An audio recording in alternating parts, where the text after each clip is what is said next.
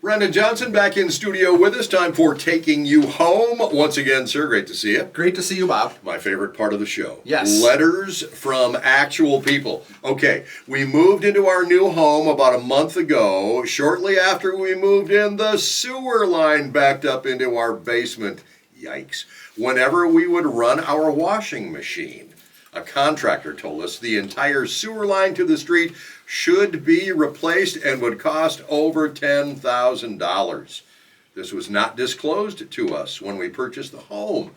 What are our options? Ugh, nothing No like doubt. dealing with a post-closing issue like this, right? So, Well, sewer too. yeah, so there's a lot of things going on here. First of all, I would say it is very common in the St. Cloud area, especially homes 50 years and older, north side, south side, that the sewer lines of that age and older are made of clay tiles. Okay. So what happens is tree roots get in there, clog them up. So you, when I'm showing homes, when you go into homes, you'll see very frequently on the stacks or the drain stickers of plumbers that come in and rotor-rooter them out, once every 18 months, once every 12 months. So that is very common to be found.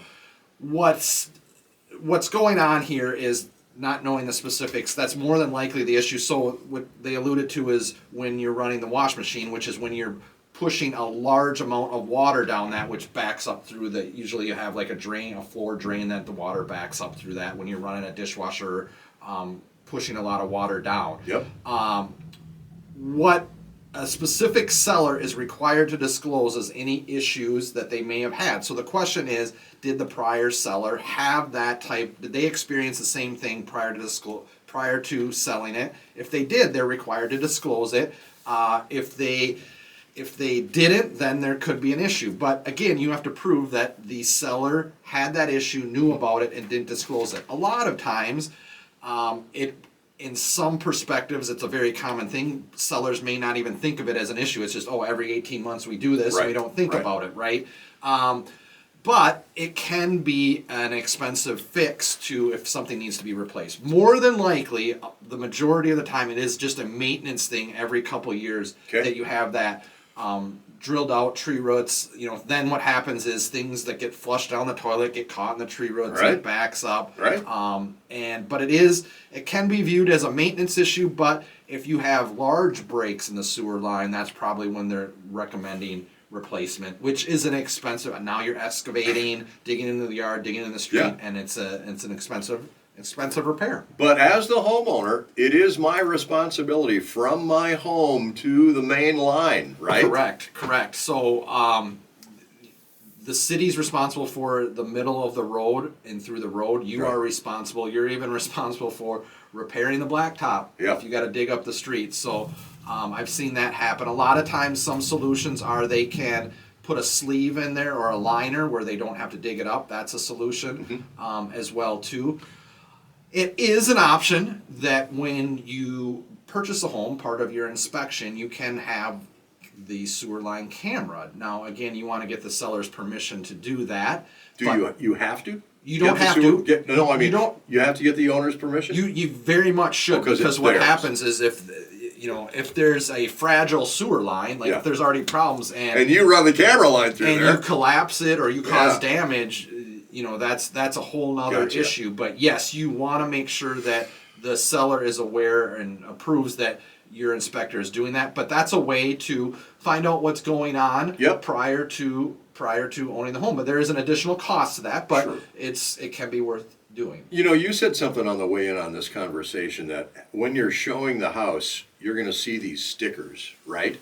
Very frequently. And I'm telling you, folks, if you're looking at a house, watch for this kind of stuff, right? Because that's your maintenance. That's your regularly scheduled maintenance, whether it's for your sewer, your HVAC system, any other plumbing or electrical stuff. If it's been updated or if it's a regular thing, good to know when you're shopping for houses. Yeah, and when I'm showing buyers homes, that's one, there's probably 4 or 5 things that I'm looking for that I don't want to use the phrase red flag, but are just, I want to bring awareness to the buyer. So if I see that on the stack, which is very common, I'll make them aware and say, here's what's going on. They've got tree roots in here, every 18 months plus or minus, we want to get more information specifics, but just as this is a maintenance issue to be aware, obviously they've had issues where they've had to had this rotor rooted out, cleaned out, and it's not uncommon. Okay, how long have you been doing this?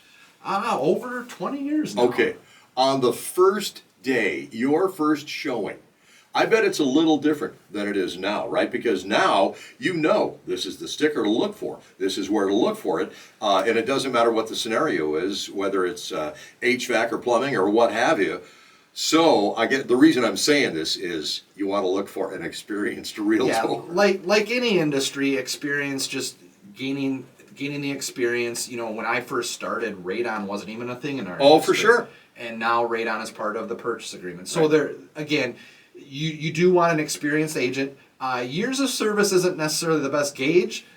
Number of transactions there are, you want to make sure you're working with someone, in my opinion, that's actively working in the market today, that's been, lives and breathes this every day, which we do at VoigtJohnson. For sure, and I mean, like last week we talked about stats, right? You stay on top of all of this stuff. It's just what you do. Absolutely. So again, our job in real estate, we cannot avoid all of the pitfalls, but we take pride in alleviating or navigating where we minimize the risks involved in real estate transactions. All right, best way to work with you folks over at VoigtJohnson Real Estate. Yeah, you can give us a call at 320-774-2400 or online at VoigtJohnson.com. Brandon, thank you. Thank you, Bob.